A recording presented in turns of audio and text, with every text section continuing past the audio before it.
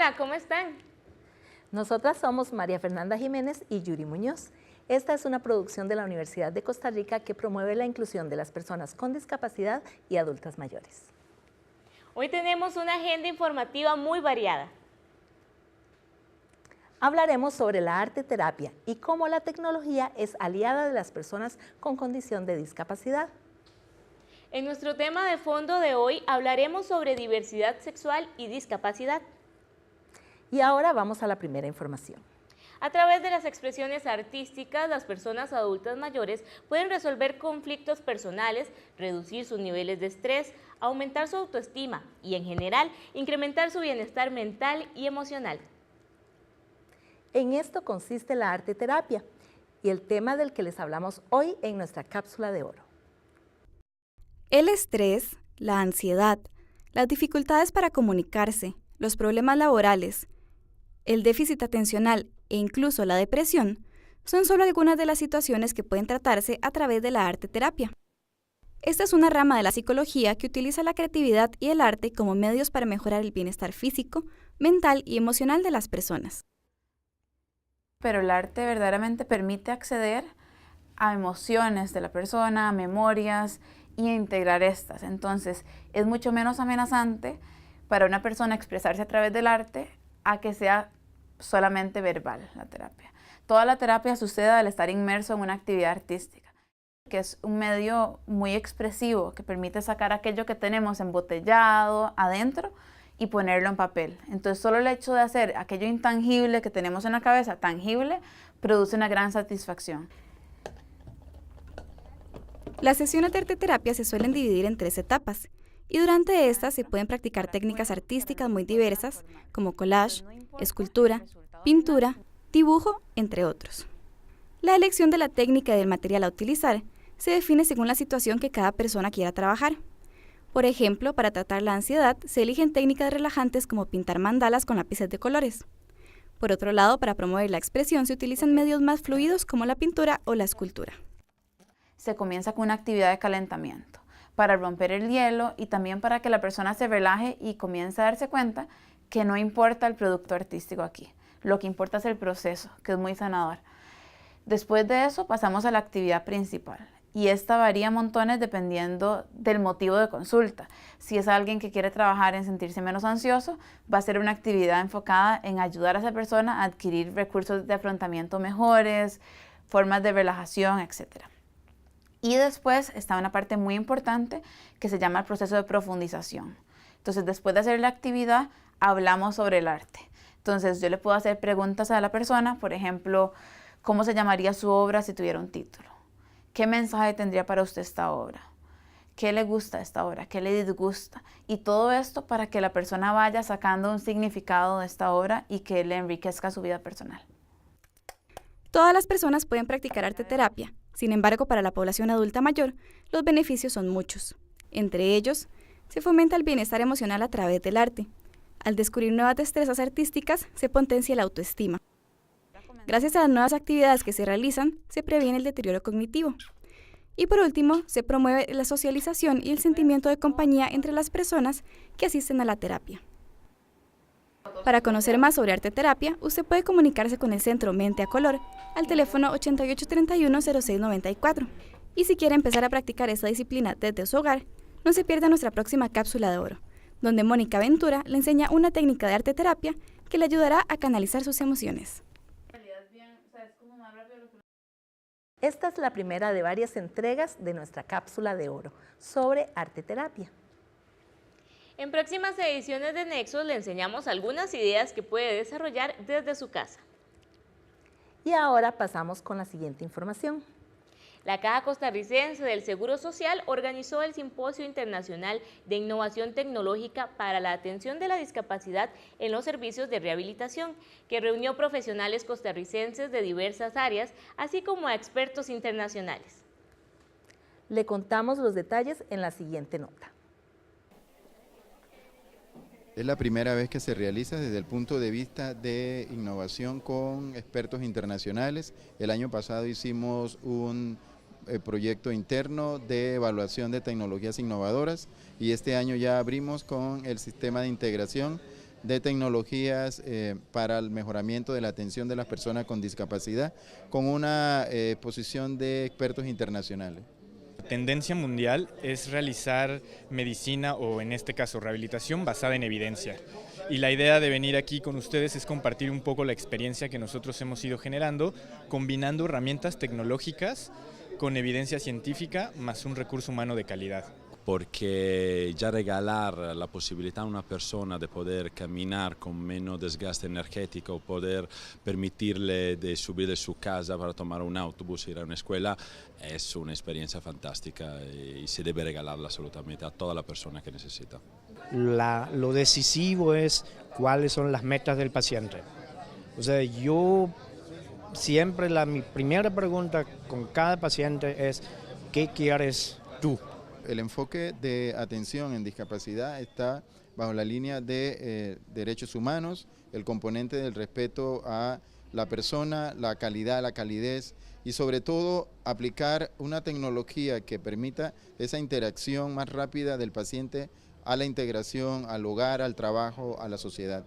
Día a día la tecnología baja su precio, así que al día de hoy no la veo un tema principal. Lo importante es, como siempre, considerar lo que es el producto más de la tecnología. La tecnología se compra en un supermercado, más el producto, cioè comprar lo que es el equipo, más todo lo que es el entrenamiento, utilizar la experiencia que ya se hace en otro mercado, esa es la parte más importante. No es solamente la tecnología, mas es todo lo que está al entorno de los sistemas. La rehabilitación ha sido como una cenicienta tecnológica en nuestra realidad y deberíamos realmente revertir ese aspecto. Es justicia y equidad económica, es análisis financiero, tal vez no es que no hay recursos, sino es la distribución equitativa de los recursos. Haciendo también, por ejemplo, después un tratamiento en grupo, que se tenga cuatro equipos y un terapeuta. Y un paciente descansa, otro hace algo con los brazos, el otro hace algo con las piernas, el otro está parado y el otro camina en un robot de marcha. Y entonces se puede alcanzar un número muy alto de minutos de tratamiento para los pacientes, pero también solamente con un terapeuta, porque lo caro en el efecto final no es el aparato, sino es el personal.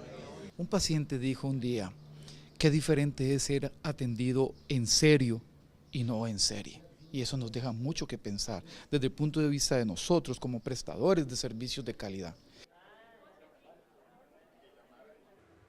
Si quiere conocer más sobre Nexos, no duden en seguirnos en Facebook. Nuestra página se llama Nexos Canal 15. Y ahora vamos a una pausa.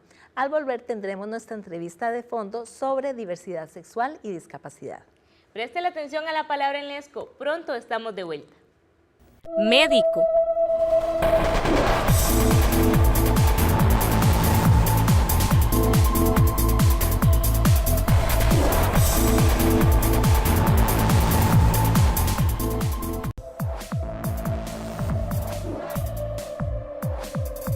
Estamos de regreso en Nexos, esperamos sus dudas o comentarios a través de correo electrónico o a nuestra línea telefónica.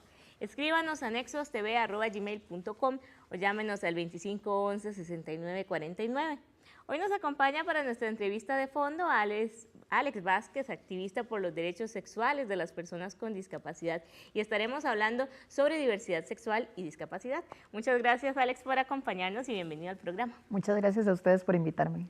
Alex, bueno, para comenzar a poner en contexto, quizás muchas personas nunca han escuchado hablar del tema, o cuando se habla de derechos sexuales no se habla de personas con discapacidad, o cuando se habla de personas con discapacidad no se habla de los derechos sexuales. Existen mitos sobre la población con discapacidad y uno de esos es infantilizar a la persona con discapacidad, y esa infantilización provoca que también se crea que son personas asexuadas. ¿Cómo afecta esos estereotipos la vivencia de la identidad de género o del desarrollo o la expresión de una preferencia sexual? Claro, yo siempre que hablo del tema de sexo y discapacidad, siempre tocamos, como vos decís, el tema de la infantilización de la persona con discapacidad.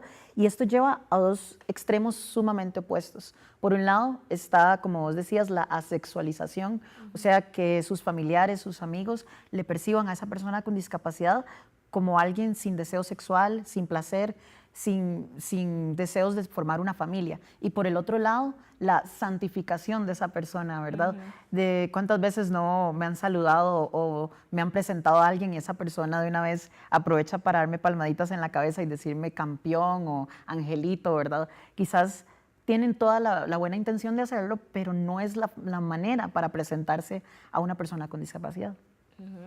Y más cuando se habla de tener una identidad de género o una preferencia sexual diversa, se cree que es un tema completamente ajeno a la persona con discapacidad, ¿verdad?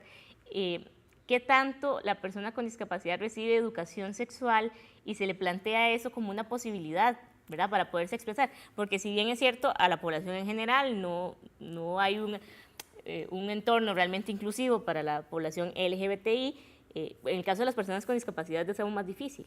Claro, si ya tan solo tocar el tema de la sexualidad para una persona con discapacidad dentro de su ambiente de familia, de su ambiente académico, ya es una barrera completamente enorme, ¿verdad? Y ahora tocar el tema de la diversidad sexual dentro de todo el ámbito de la sexualidad cuesta montones. En mi caso, en el 2011, yo, como dicen, salí del closet, ¿verdad? Y me declaré como homosexual a mi familia, a mis amigos, y eso fue la oportunidad que me hizo solapar y contraponer ambas minorías y poder compararlas, ¿verdad? Las luchas y todo, que ahora me llevaron a dar este activismo tan específico que es los derechos sexuales de la población con discapacidad. Y justamente como usted decía, bueno, cuando estas mal llamadas minorías, ¿verdad?, tanto la población con discapacidad como la comunidad LGBTI, ¿verdad?, que son más bien poblaciones históricamente excluidas, cuando se desarrolla la lucha del movimiento LGBTI, las otras personas que no tienen una condición de discapacidad, ¿qué tanto en el movimiento se ha interiorizado que ese movimiento sea inclusivo también de la persona con discapacidad? Yo creo que esto tiene que ver mucho con lo que hablamos dentro de este activismo, que es la interseccionalidad del feminismo, ¿verdad? Que a la hora de estudiar la teoría feminista no se estudie un solo camino del feminismo, una sola rama, una sola minoría, como vos decís, sino que se estudien todas y cómo se entrelazan entre ellas. A la hora de ver la población LGBTI+, muy pocas veces se habla de los cuerpos alternos, lo que llamamos los cuerpos no hegemónicos, que en esto entra todas las personas con discapacidad que tenemos alguna deformidad o que sufrimos de algún tipo de malformidad en el cuerpo, ¿verdad? Que no contamos con alguna extremidad o lo que sea. Entonces, yo sí siento que ambos grupos de minorías no se están uniendo para luchar en los puntos en los que coinciden. Y eso pasa también, bueno, con la población con discapacidad, ¿verdad? Quizás las luchas, al no tener un acceso igualitario a derechos básicos como la educación, como la salud, ¿verdad?, como el acceso al espacio físico, normalmente esas han sido las luchas históricas o los puntos de atención del movimiento de personas con discapacidad, pero no se entiende el derecho a una igualdad para las personas de la comunidad LGBTI como un derecho prioritario, ¿verdad? Entonces, ¿qué tanto también en el movimiento de personas con discapacidad se acepta esto como una de las consignas por las cuales luchar? Bueno, y que es un movimiento, el de personas con discapacidad, que por sí solo ya está bastante subsegregado. Las personas con discapacidad visual pelean por su propio lado, ¿verdad? Las personas con discapacidad cognitiva por su otro lado, y no nos estamos uniendo como un grupo, lo cual yo siento que es una gran falta. Deberíamos nosotros de encontrar esos puntos de coalición, en el que coincidimos y poder pelear desde ahí. En Costa Rica hasta ahorita se viene hablando el tema de sexualidad, ahora que se toca el tema de autonomía personal. Con esto de la ley de la promoción de la autonomía personal, se viene hablando un poco más del tema de la sexualidad, pero igual hay mucho camino que recorrer. Tal vez podríamos mencionar de qué manera la ley de autonomía podría beneficiar los derechos de la comunidad con discapacidad, que también es parte de la comunidad LGBTI. Bueno, en cuanto a la ley de la promoción de la autonomía personal, si viene contemplado los derechos de las personas con discapacidad a elegir con quién casarse, ¿verdad? De que tenemos los mismos derechos matrimoniales y de reproducción, pero igual siento que se nos está dejando de lado en todo lo que es la educación de la sexualidad, que no hacemos nada teniendo estas leyes si no participamos de toda la educación que conlleva la crianza de una persona con discapacidad. Así es, Alex, y seguiremos en la segunda parte de esta entrevista conversando sobre este tema que, bueno, es apasionante, da para, bueno, mucho tiempo, pero lo seguiremos analizando en el segundo bloque del programa. Ahora vamos a un corte, pero ya regresamos con más de Nexos.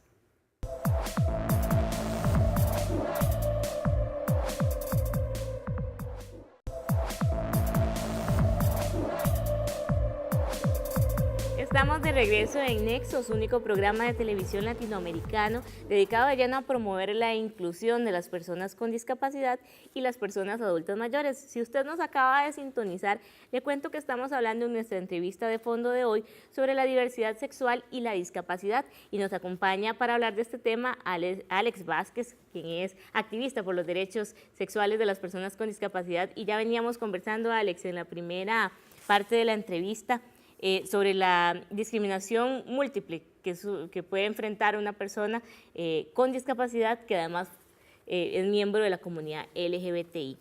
En el Ministerio de Educación Pública se han hecho algunos esfuerzos de unos años para acá por incorporar el tema de la educación sexual en las aulas. Sin embargo, bueno, hemos visto y en programas anteriores de Nexos lo hemos abordado algunas iniciativas para abordar el tema de personas con discapacidad y sexualidad, en el caso de personas sordas y personas con discapacidad cognitiva. ¿Qué tanto el tema de la diversidad sexual es también transversal al tema de la discapacidad desde las aulas y desde el acceso que actualmente hay? Bueno, yo creo que los esfuerzos, si bien muy bien intencionados y todo, siento que van más orientados a la manera en la que le damos acceso al contenido de estos programas. Sin embargo, no nos estamos enfocando en el contenido en sí. Yo quisiera ver un programa de sexualidad en escuelas y colegios que aborde el tema de sexo y discapacidad. Y si bien habrán temas que no se podrán hablar tan profundamente o sí, podemos hablar de los estereotipos que tiene que enfrentar una persona con discapacidad a la hora de sumergirse en su ambiente social, ¿verdad? Y en la sexualidad, que de estos estereotipos que hablábamos de la santificación de una persona con discapacidad o la sexualización, y quitar esos tapujos de la mesa, poder hablar de sexualidad en una persona con discapacidad y de la afectividad de una persona con discapacidad, que somos personas que sentimos placer, que somos personas que podemos llegar a tener relaciones sexuales, en fin, hay una infinidad de temas que se podrían hablar. ¿Qué consejo le daría a una persona con discapacidad que esté sintonizando el programa, que forma parte de la comunidad LGBTI, pero tal vez no ha encontrado los espacios de información ni de acompañamiento y probablemente no lo ha manifestado o no se ha sentido en la comunidad ni de comodidad de decírselo ni a su familia o a sus amigos? ¿Qué orientación puede recibir? ¿Dónde puede buscar ese respaldo para poder manifestarse tal como es?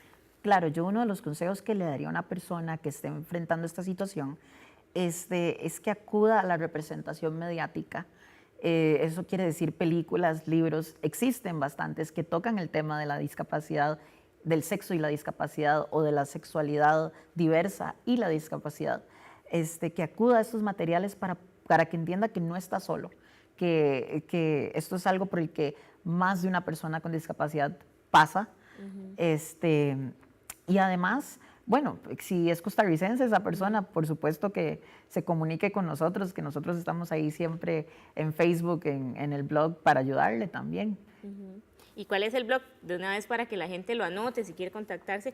Usted escribe mucho sobre el tema y su experiencia, inclusive ya por sí sola le podría ayudar a esta otra persona. Claro, el blog es el mismo que mi nombre por el momento, porque a pesar de que contamos con varias gente que nos ayuda rescatando materiales y así, por el momento es más como un videoblog, ¿verdad? Entonces se llama Alex Vázquez, me pueden buscar en Facebook, ahí me van a encontrar. Y ahí pasamos publicando material audiovisual que puede ayudarles a identificarse. Con respecto a los grupos cercanos a esta persona, ¿verdad? Porque no es una situación que debiera enfrentar a esta persona sola, sino que muchas veces los familiares, los amigos, compañeros de trabajo o de estudio, tampoco saben cómo apoyar a esta persona o cómo propiciar espacios respetuosos para esta persona, aunque hayan intenciones, buenas intenciones. Entonces, también, ¿qué consejo darle a estas otras personas que están alrededor de la persona con discapacidad, que tiene una preferencia sexual diversa o una identidad de género diversa? Cómo también ser parte de ese movimiento por el cambio hacia una sociedad más inclusiva. Claro, el consejo número uno que yo siempre doy a los familiares y amigos es no asumir la sexualidad de alguien, no asumir si posee una sexualidad, ¿verdad? O si es asexuado. Cuando entablamos interacciones sociales con una persona con discapacidad, es muy importante la comunicación, poder llegar a entablar una confianza lo suficientemente cercana para poder llegar a preguntarle a esa persona de temas de sexualidad. Ahora, obviamente eso dependería de qué tan abierta está esa persona con discapacidad a compartir de su sexualidad, ¿verdad? Pero yo pienso que es algo que la mayoría de personas con discapacidad estamos anuentes a hablar.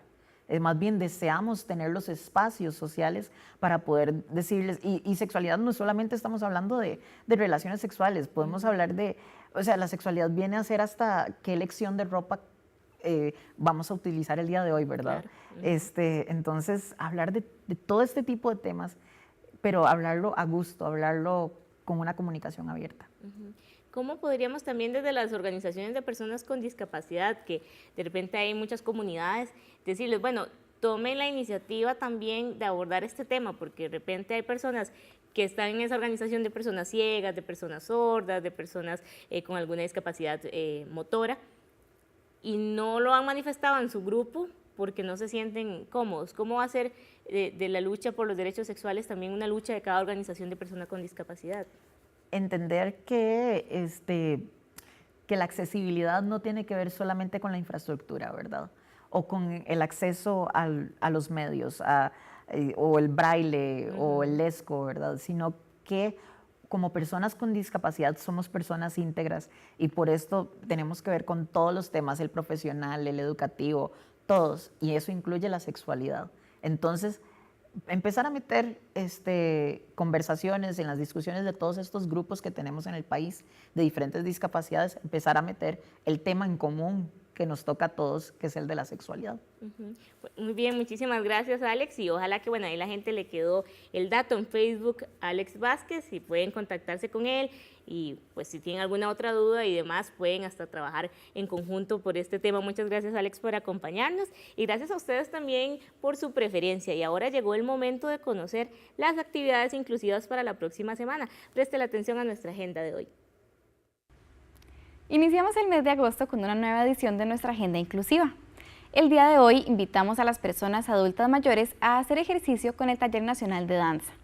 El curso de ejercicios para población adulta mayor se lleva a cabo los miércoles de 11 a.m. a 12 mediodía en el auditorio del Museo Juan Santa María en Alajuela. Esta clase se ofrece de manera gratuita y los únicos requisitos son llevar ropa cómoda, medias, un paño y agua. Para más información sobre esta actividad, usted puede comunicarse con el Taller Nacional de Danza al número 22 23 33 19. En segundo lugar, si usted es padre o madre de un niño o niña con síndrome de Down de entre 0 y 2 años de edad, le contamos que ahora usted y sus hijos pueden recibir un curso de estimulación temprana sensorial. Este curso es desarrollado por la Asociación Síndrome de Down de Costa Rica, ASIDown, y le permite a los niños, a las niñas y a sus familiares explorar su entorno, potenciar sus sentidos y formar redes de apoyo. La apertura de nuevos grupos se da cada 3 meses y para inscribirse usted debe ingresar a la página de Facebook de ASIDown y enviar un mensaje privado con su nombre, su número de teléfono, su correo electrónico, su lugar de residencia y el nombre y la edad de su hijo o hija. Cambiando de tema, invitamos a las personas adultas mayores a celebrar el Día de la Madre bailando. El próximo jueves 10 de agosto, la Asociación Gerontológica Costarricense, AGECO, celebrará el baile Mamá por Siempre de 2 a 7 p.m. en el Salón de Baile Fiesta Latina en el Centro Comercial El Pueblo. Para más información sobre este evento, puede comunicarse con AGECO al 25 42 45 00. Esperamos que estas actividades sean de su interés y que se anime a participar en ellas. Recuerde que puede repasar la información de esta agenda en nuestra página de Facebook, donde nos encuentra como Nexos Canal 15, o en nuestro canal de YouTube, donde estamos como Nexos TV. Gracias por acompañarnos una vez más. Nos vemos. Gracias, Sofía, por la información de agenda. Gracias por su preferencia. Que tenga una feliz semana. En Nexos promovemos la inclusión haciendo televisión con sentido. Hasta la próxima.